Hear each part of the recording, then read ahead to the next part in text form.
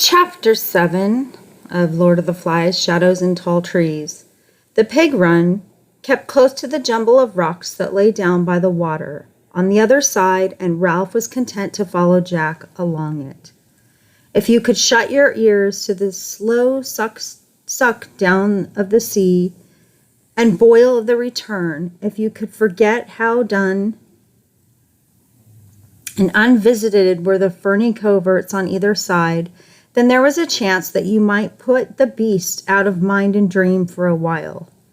The sun had swung over the vertical and the afternoon heat was closing in on the island. Ralph passed a message forward to Jack, and when they next came to fruit, the whole party stopped and ate. Sitting, Ralph was aware of the heat for the first time that day.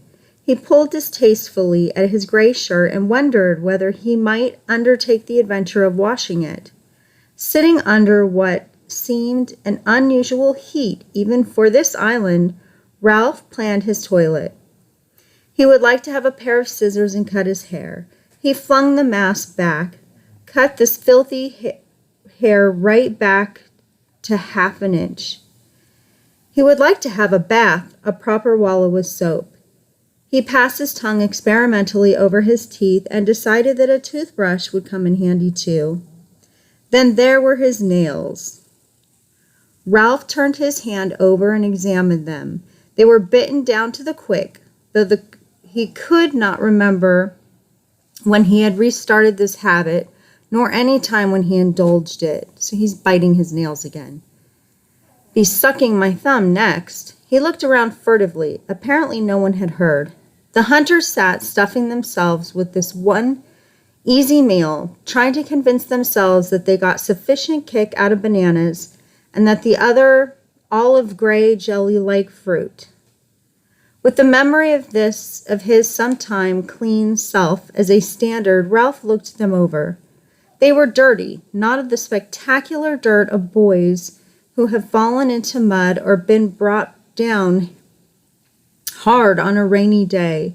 Not one of them was an obvious subject for a shower, and yet hair, much too long, tangled here and there, knotted round a dead leaf or a twig, faces cleaned fairly well with the process of eating and sweating, but marked in the less accessible angles of the kind of shadow, clothes worn away, stuff like his own, with sweat put on, not for decorum or for comfort, but out of custom, and skin of the body, scurfy and brine. He discovered with a little fall of the heart that these were the conditions he took as normal now, and that he did not mind.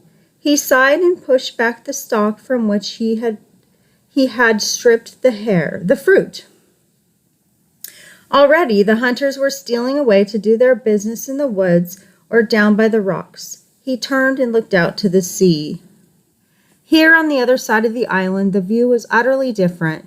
The filmy enchantments of mirage could not endure the cold ocean water, and the horizon was hard, clipped blue.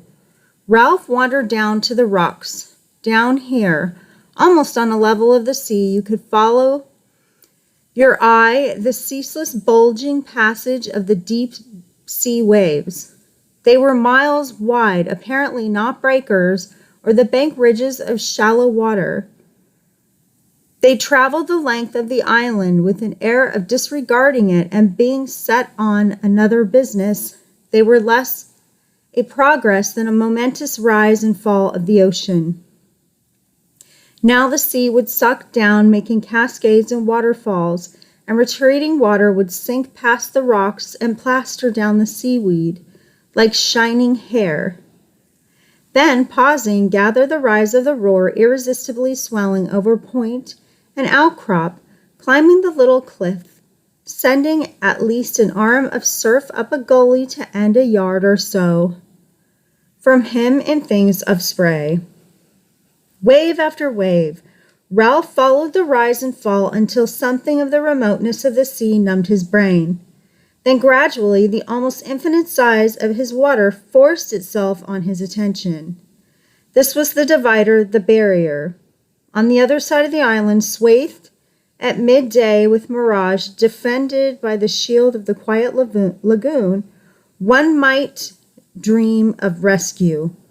But here, faced with the brute obtuseness of the ocean, the miles of division, was one clamped down, one was helpless, one was condemned, Simon was speaking almost in his ear. Ralph found that he had a rock painfully gripped in both hands, found his body ached, the muscles of his stiff neck, his mouth strained open. You'll get back to where you came from. Simon nodded as he spoke.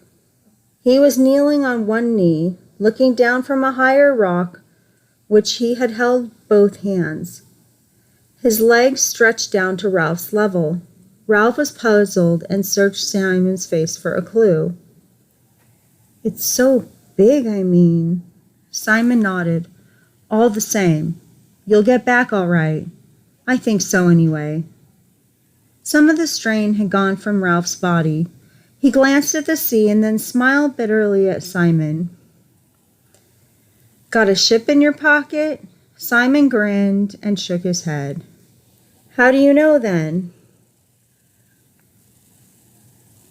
When Simon was still silent, Ralph said curtly, You're batty. Simon shook his head violently till the coarse black hair flew backwards and forwards across his face. No, I'm not.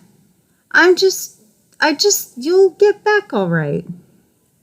For a moment, nothing more was said, and then suddenly smiled at each other. Roger called for the coverts. Come and see! The ground was turned over near the pig run, and there were droppings that steamed. Jack bent down to them as though he loved them. Ralph, we need meat, even if we are hunting the other thing. If you mean going the right way, we'll hunt. They set off again, the hunters, hunched a little by the fear of the mentioned beast, while Jack quested ahead. They went more slowly than Ralph had bargained for, yet in a way he was a glad loiterer, cradling his spear. Jack came up against him some emergency on his craft, and soon the procession stopped. Ralph leaned against a tree at once, and the daydreams came swarming in. Jack was in charge of the hunt, and there would be time to get to the mountain.